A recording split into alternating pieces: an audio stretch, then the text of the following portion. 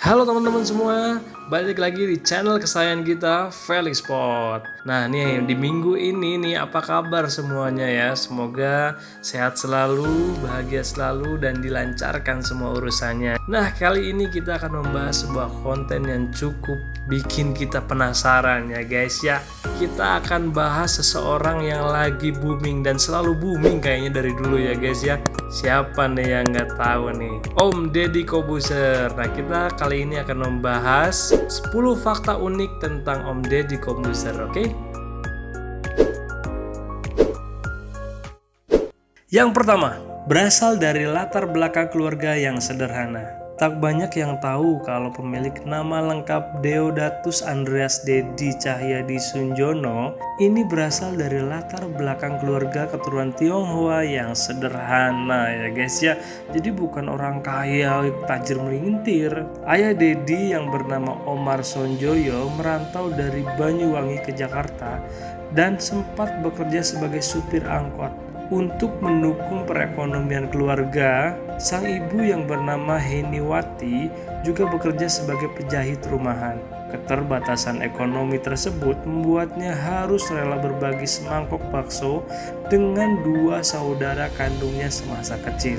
Waduh, sedih juga ya. Pria kelahiran 28 Desember 1976 tersebut mengaku bahwa orang tuanya merupakan tipe orang tua konvensional yang tidak menyiapkan cara sukses bagi anaknya. Sang orang tua menginginkan anaknya menamatkan pendidikan hingga bangku kuliah kemudian bekerja. Namun, Deddy justru memilih jalan berbeda dengan berkarir di bidang yang ia sukai. Meskipun ia juga berhasil menuntaskan pendidikan hingga jenjang S2 loh guys. Wow, luar biasa ya faktanya ya.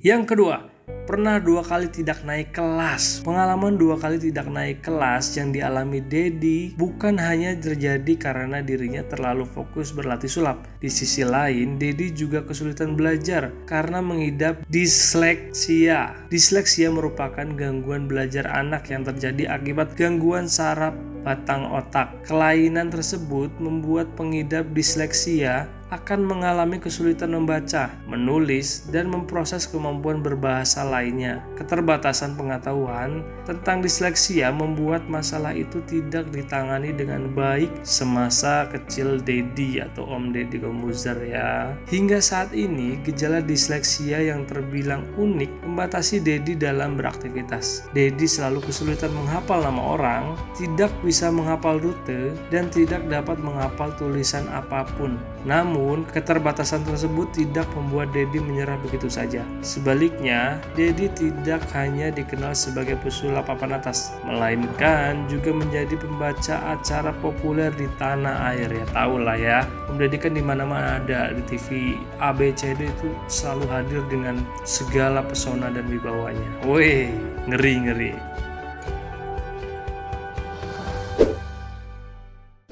Yang ketiga, jatuh cinta pada dunia sulap sejak kecil. Nah ini nih, kecintaan Deddy pada dunia sulap sudah berlangsung sejak usianya baru menginjak 8 tahun ya guys ya. Kala itu, Deddy kecil tertegun menyaksikan atraksi sulap Mark Wilson di TV. Pertunjukan mengubah tongkat menjadi bunga dan mengeluarkan burung dari topi menginspirasi Deddy untuk bisa melakukan hal serupa. Ayah dan ibu Deddy rupanya menyadari passion sang anak sejak kecil dan berupaya mendukung minat tersebut. Deddy mempelajari trik sulap pertamanya dari buku yang dibelikan sang ibu. Sementara itu, ayah Deddy yang kala itu sudah bekerja sebagai manajer di perusahaan Jepang juga kerap mengajak Deddy kecil menyaksikan pertunjukan sulap di berbagai negara, termasuk Amerika dan Prancis. Deddy kecil beruntung karena berkesempatan menampilkan atraksi sulapnya di dunia fantasi Ancol pada usia 12 tahun loh guys. Wow, luar biasa sekali ya Om Deddy ya. Waduh, memang dari kecil sudah terlihat bakatnya di mana ya. Jadi orang tua Om Deddy juga bagus juga langsung mengarahkan ya. Jadi ngasih buku, ibunya Om Deddy itu kan ngasih buku, terus ayahnya ngajak nonton sulap, itu kan sangat-sangat jadi terangsang banget atau minimal merasa didukung lah sama bapak ibunya ya guys. Nah, kita lanjut aja ke yang keempat. Berkarir sebagai pesulap terkenal di tanah air. Tak banyak orang yang tahu bahwa Deddy Corbuzier pernah bergabung dalam perkumpulan sulap internasional Brotherhood of Magicians di Israel. Nah, baru tahu kan? Melalui komunitas tersebut, Deddy mengikuti berbagai seminar sulap dan mempelajari trik-trik dari para pesulap dunia. Deddy juga terinspirasi mempelajari trik membengkokkan sendok yang fenomenal dari Uri Geller, pesulap terkenal asal Israel. Waduh, ini nih jangan-jangan Yahudi nih Uri Geller. Canda-canda, oke? Ketika remaja, Deddy mulai terbiasa melakukan atraksi sulap di hotel-hotel bintang 5 Jakarta. Deddy juga kerap menjadi bintang tamu di televisi hingga akhirnya berhasil menjadi pengisi acara utama Impresario 008.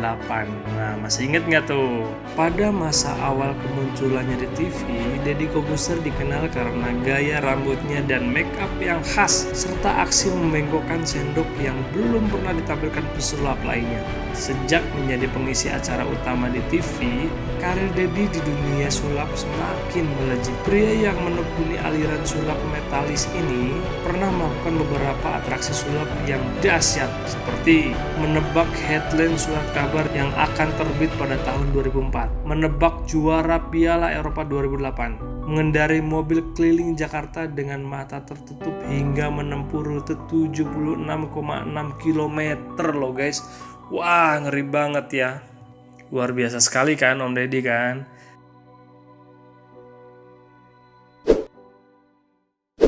Yang kelima, meraih prestasi cemerlang di dunia sulap.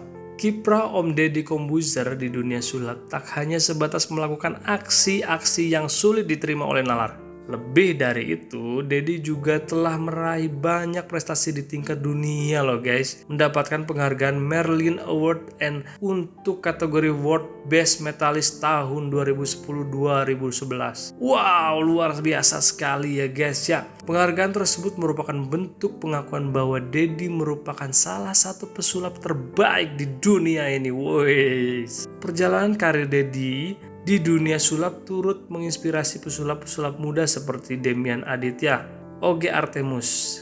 Deddy tak segan berbagi ilmu untuk mendukung proses regenerasi pesulap di tanah air. Menurut Deddy, perkembangan dunia sulap di Indonesia terbilang sangat lambat karena tak banyak pesulap yang mampu eksis dengan trik-trik baru hingga ke tingkat dunia. Oh gitu tuh. Jadi memang wah luar biasa sekali prestasinya ya.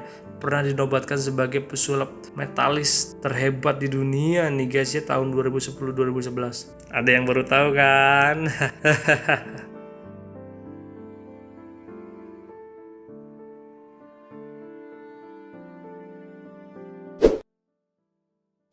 Yang keenam, menjadi pelopor pola diet OCD. Nah ini nih, siapa yang pernah nyobain diet OCD nih? Saya sih pernah ya nyobain OCD.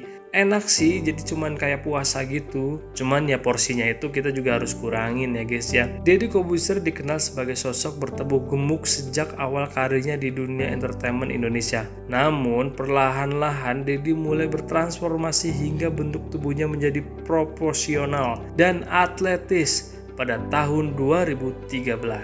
Deddy pun mulai mengungkap rahasia perubahan tubuh atau perubahan bentuk tubuhnya, yaitu dengan menjalani pola diet yang disebut dengan Obsessive Corbuzier Diet atau OCD ya guys ya. Pada prinsipnya OCD mirip dengan intermittent fasting yang hanya memperbolehkan orang makan dalam kurun waktu tertentu saja.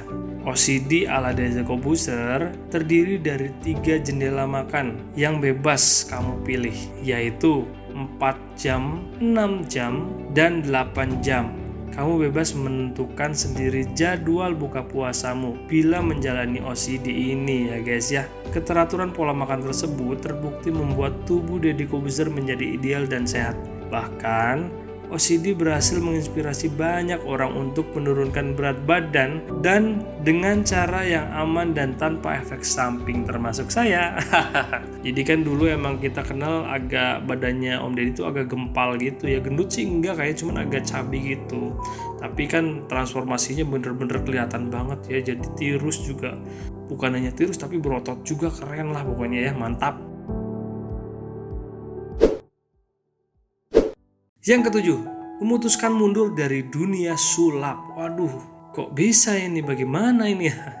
Pada pertengahan Juni 2015, Deddy Corbuzier membuat keputusan untuk mundur dari dunia sulap yang mengejutkan publik dan menggegerkan publik Indonesia pokoknya guys ya. Deddy merasa bahwa karirnya di dunia sulap sudah mentok pada pencapaian tertinggi. Deddy berhasil meraih penghargaan sebagai World Best Metalist sehingga hal tersebut membuatnya tak punya rival sepadan di tanah air. Di sisi lain, keputusan mundur dari dunia sulap juga diambil Deddy agar punya lebih banyak waktu dengan anaknya Aska atau Ascanio Nicola Corbuzier. Deddy mengaku sering kehabisan waktu untuk berinteraksi bersama anaknya karena berlatih sulap hingga seharian.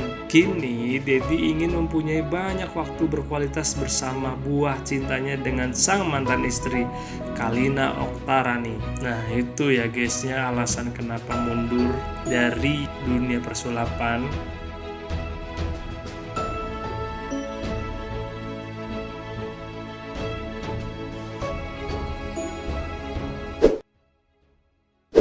Delapan, alih profesi sebagai presenter. Nah, keputusan mundur dari dunia sulap tak lantas membuat popularitas Deddy Corbuzier meredup ya guys ya. Justru sukses beralih profesi menjadi presenter acara talk show TV yang dipandu oleh Deddy Corbuzier berhasil meraih rating tinggi selama masa penayangannya. Selain itu, Deddy juga pernah meraih Panasonic Award untuk kategori Entertainment Variety dan Talk Show terfavorit ya guys ya. Namun Deddy mengaku bahwa ia tak ingin jadi presenter terfavorit dari hasil SMS karena uang untuk SMS akan lebih manfaat bila digunakan untuk membantu sesama yang membutuhkan. Ngeri pokoknya, memang Om Deddy ini mantap lah pokoknya. Memang orangnya baik banget sih ya guys ya.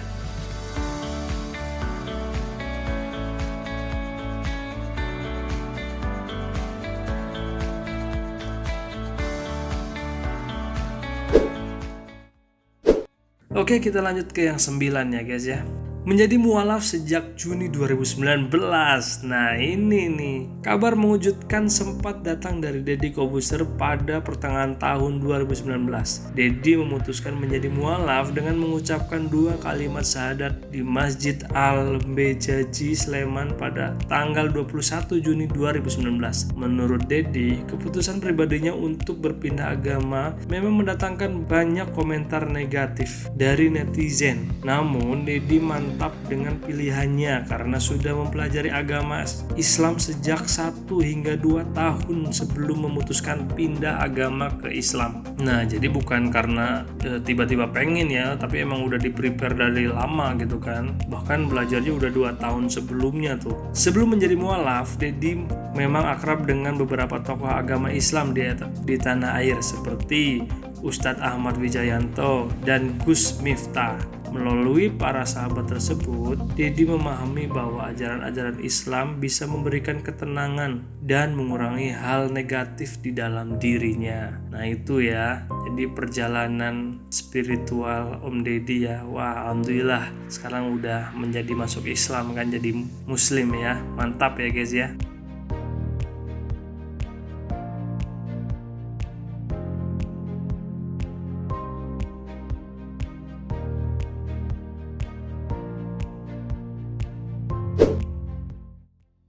Sepuluh, sukses menjadi YouTuber dengan jutaan subscriber. Bahkan sekarang udah mulai 17 juta subscriber kalau nggak salah tuh terakhir lihat. Selain dikenal sebagai presenter dan motivator kesehatan, Deddy Corbuzier juga punya karir cemerlang sebagai YouTuber. Hingga akhir Juli 2020, Deddy sudah memiliki lebih dari 10 juta subscriber dan berhasil mendapatkan Diamond Play Button dari YouTube-nya. Deddy mengaku bangga dengan pencapaian tersebut karena dirinya mengembangkan channel YouTube tanpa prank, settingan, atau giveaway.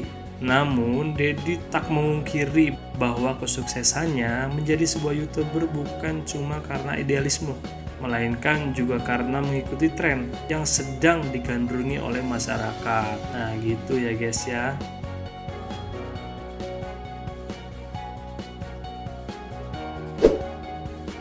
Ternyata kisah hidup seorang Deddy Corbuzier sangat menarik ya guys ya, dan juga tentunya menginspirasi ya guys ya. Nah, kalau kalian tahu fakta-fakta lainnya yang menyangkut tentang Om Deddy Kobuser, boleh komen di bawah ya guys. Itu dia 10 fakta unik tentang Om Deddy Kobuser ya. Semoga teman-teman semuanya terhibur, terinspirasi ya kan, termotivasi ya kan dengan kehebatan atau perjuangan hidup Om Deddy Kobuser, dan yang tentunya semoga informasi ini membawa manfaat baik buat teman-teman semua ya guys ya. Oke, itu saja untuk konten kali ini. Kalau suka dengan konten seperti ini, teman-teman bisa subscribe, like, komen, dan share video ini. Dan terakhir, jangan lupa tombol loncengnya, oke? Sampai jumpa di video selanjutnya. Bye-bye.